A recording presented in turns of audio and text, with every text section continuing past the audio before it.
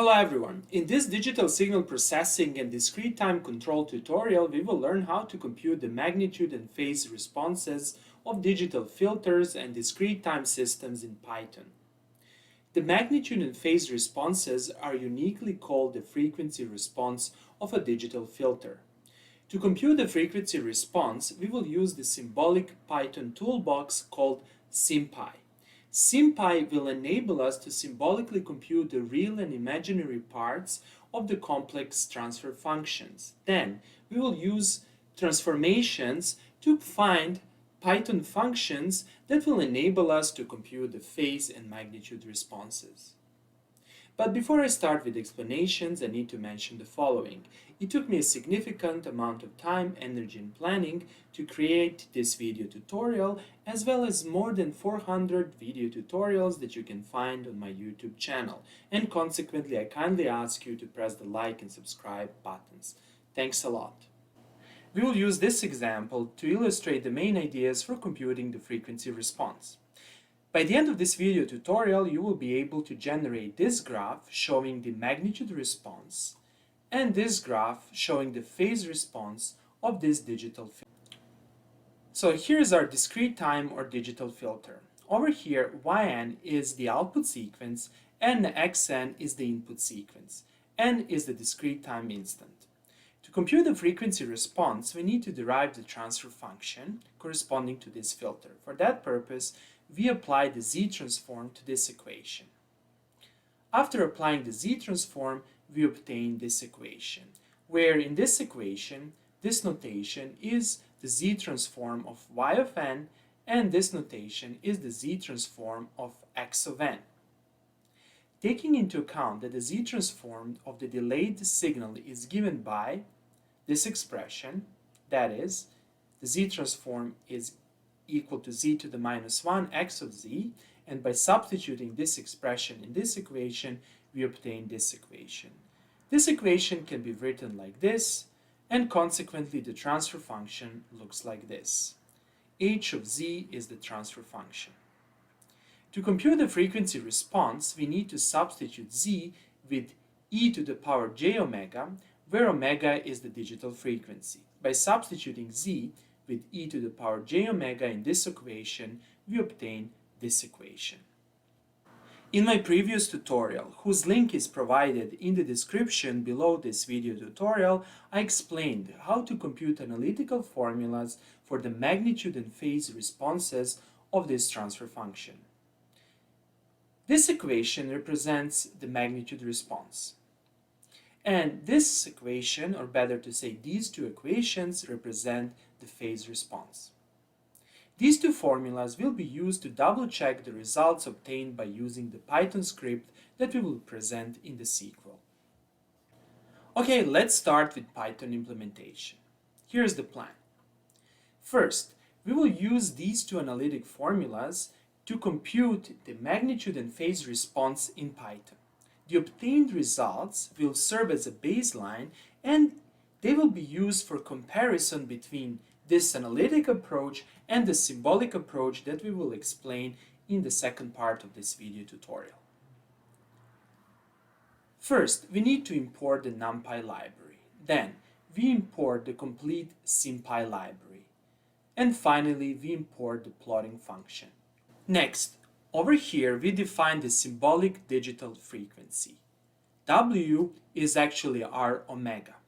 We will use W later on in this video tutorial. Over here, we define the numerical digital frequency, that is, we define a vector of omega starting from minus pi to plus pi, and between we have 1000 points. And here is the first approach, and this is the manual approach. I simply implement this formula over here, and over here I use this for loop to implement this formula, or better to say, these two formulas. Okay, let's run this script. W is the symbolic digital frequency omega. This vector will actually contain the numerical values of omega from minus pi to plus pi. And let's see this vector. Here it is.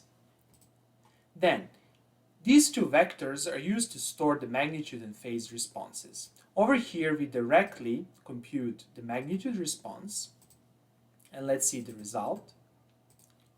Here it is. And over here, we compute the phase response. Here's the phase response. Again, it's a vector where every entry of this vector corresponds to phase response for the corresponding value of the frequency given in the vector omega. Okay, that was the first approach for computing the phase and magnitude responses. Next, let's explain the second, or better to say the symbolic approach. Here's the main idea. We will symbolically implement this transfer function in Python. And here's the symbolic implementation. Over here, W, as mentioned previously, is our digital frequency omega. Capital I is actually the SymPy notation for the imaginary unit J, and capital E is actually the SymPy notation for the exponential. Let's evaluate this expression. And let's see our H. Here it is. It has a very nice form. The next step is to extract the real and imaginary parts of H. The idea over here is that if we know the real and imaginary parts, we can simply compute the phase by using the arctan2 function. So here is the idea. Let's first extract the real part. And you will see over here that we obtained a symbolic expression for the real part. And that's the very nice feature of SymPy and the power of SymPy. We can directly extract the symbolic expressions. Next, let's extract the imaginary part. Here's the imaginary part. And again, we have a nice symbolic expression for the imaginary part of our transfer function. Note over here that I'm using the function re and im. These functions are actually SymPy functions.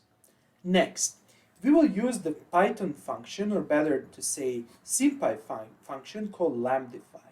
Lambdify will create Python functions out of this symbolic expression. That is, we will have two functions, and if we provide omega, that is, the digital frequency, to these functions, we will obtain numerical values for the real and imaginary parts. To define the real function, we just need to specify omega. That is, we want to use omega as an input argument to our function, and we specify the name of the symbolic expression. And here it is. Consequently, we can see that func real comp is actually a Python function. We do the same thing for the imaginary part. Here it is. Next, let us compute the real and imaginary parts of this transfer function. That is, let's compute the actual numerical values. For that purpose, we will use our vector omega that contains all the frequencies from minus pi to plus pi.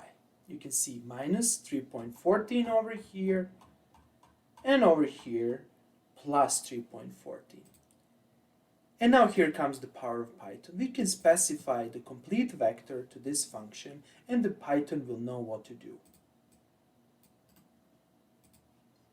Now, real parts contains the numerical values of the real part of this transfer function for the corresponding values of w, that is, for the corresponding values of omega. Similarly, imaginary part contains the imaginary values. Now, to compute the phase, we will simply use the numpy function arctan2. We specify the imaginary parts, we specify the real parts, and as the result, we will obtain the phase. And here's our phase. Perfect. Let us now check the difference between the two approaches.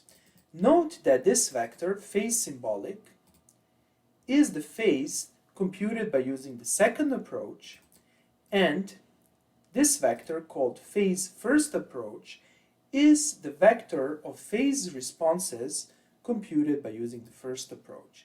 Consequently, let's compute the error, or the maximum error. What do I do over here? I compute the difference, then I take the absolute value, and I take the maximum absolute value, and I obtain a single number. So let's see the maximum value. Here it is. We obtain 10 to the minus 14, and this is a very small number at the order of numerical precision. This means that phase symbolic and phase first approach are actually equal. And you can see that by simply evaluating this difference. And you can see that the results are in the order of 10 to the minus 15, 14. Perfect. Let's now compute the magnitude. To compute the magnitude, I will use this function abs. The function abs will actually return the symbolic expression for the magnitude of h. So let's do that. And let's see m. Here is m. This is the symbolic expression for the magnitude of h. Then, we use the same trick. We call the function lambdify. We specify that the input argument of the resulting function will be omega, and the symbolic expression is given in m. So let's do that. Perfect.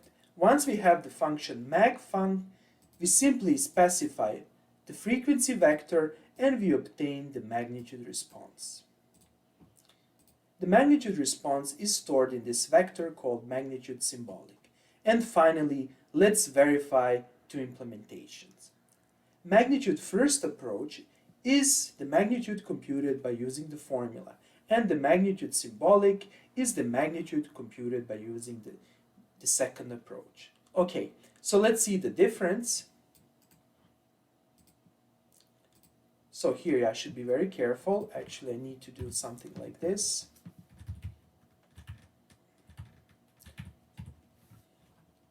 And now let's see the difference.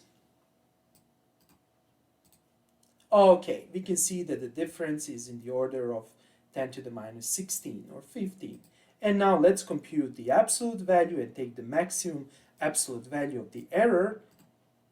And let's see the result. Perfect. The result is in the order of 10 to the minus 15. This means that both approaches effectively return the same results. And finally, let's plot the phase and magnitude responses. Here's the script I wrote that plots the magnitude response. I'm using the vector magnitude first approach. I'm specifying the X label, Y label. I'm specifying the font size, the legend parameters, and some other parameters. Finally, over here, I save the result in this PNG file called magnitude first. And here's the magnitude response of our filter. Perfect. I use the same approach for computing the phase response and for generating the graph. Here it is. Let's look into the phase response. Perfect. Okay, that would be all for today. I hope that you liked this video. If you like the videos I'm creating, please press the like and subscribe buttons. Thanks a lot and have a nice day.